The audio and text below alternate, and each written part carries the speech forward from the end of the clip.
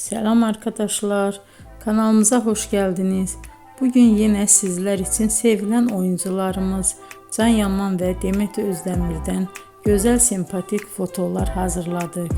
Demet Özdemir Sana Bir Sır Vereceğim, Kurt Seyit Şura, Çilek Kokusu, Erkenci Kuş dizisinde rol almış, herkes tarafından çok beğenilmişti.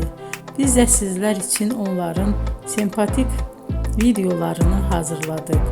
Bu muhteşem videoların devam etmesini istiyorsanız bol bol yorum yazıp ve bildirimi her zaman açık bırakın ki videolarımız ilk önce siz görün.